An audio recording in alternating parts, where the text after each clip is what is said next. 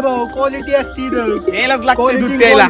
तर रामराम मंडळी, मी तुमचा मास्तर आणि आज आपल्याकडे कोजागिरी पौर्णिमा, त्यामुळे आम्ही सगळे जीवाभावाचे मित्र एकत्र येऊन बनवणार होतो मसाला दूध. आपल्याकडे होतं फक्त नियोजन करायचं काम, त्याच्यामुळे मी पातेलं बितेलं सगळं रेडी ठेवलं होतं. ते जे सेट आलं होते डायरेक्ट आचारी झाले आणि त्यांनी पहिल्यांदा चूल पेटवली. सगळे आपले काम आणि शिक्षण सांभाळण्यात व्यस्त असणारे मित्र त्या दिवशी स्पेशल एकमेकांना टाइम देण्यासाठी एकत्र आलेले होते. कारण की असा सोबत वेळ घालवल्यामुळे एकमेकांचे सुख दुःख वाटून घेता येतात, नवे नवे तर एकमेकांना आधार सुद्धा देता येतो. सगळं जग म्हणतं की मुलांना मन मोकळं करण्यासाठी माहेर नसतं, तर मला तरी असं वाटतं की ह्या अशा सगळ्या मित्रांच्या मैफिलीमध्येच मुलं आपलं माहेर शोधतात. पण आमच्यावाले दोस्त एवढे हरामी आहेत, एखादा रडायला लागला तरी त्याची रडूस तर चेष्टा घेते आणि रडला म्हणून परत चेष्टा घेते. मित्र म्हणले एवढं तर चालायचंच. आमचं दूध तर एकदम स्पेशल होतं, एकदम खवा काजू बदाम बिदाम टाकून एकदम क्वालिटी विषय. एकीकडे ही तयारी चालू असताना दुसरीकडे जे आले नाही त्यांना फोन लावून त्रास द्यायची सुद्धा तयारी चालली होती. याच आम्ही दिलेल्या त्रासाला वैतागून आमच्यातले राहिलेले 2 मेंबर पण इथं आले आणि नुसते आले नाही तर डायरेक्ट साऊंड सिस्टीम घेऊन आले. दूध काय त्याची ताकद सुटीत नव्हतं, ते काय घट्ट होत नव्हतं. तेजस बिचारा फुकू फुकू काटाळला पण दूध काय घट्ट व्हाय. शेवट काहीच तर त्या दुधाला उकळी फुटली. म्हणला आता प्यावा, तर एक जण म्हणला नाही चंद्राची किरण त्याच्यात पडल्याशिवाय आता दूधच नाही प्यायचं. मग टाइमपास म्हणून डायरेक्ट बाह्य शेटने डान्स सुरू केला. शेवट तसं म्हणणाऱ्याच्या पाया पडून दूध पिऊन 1:30 वाजता घरी गेलो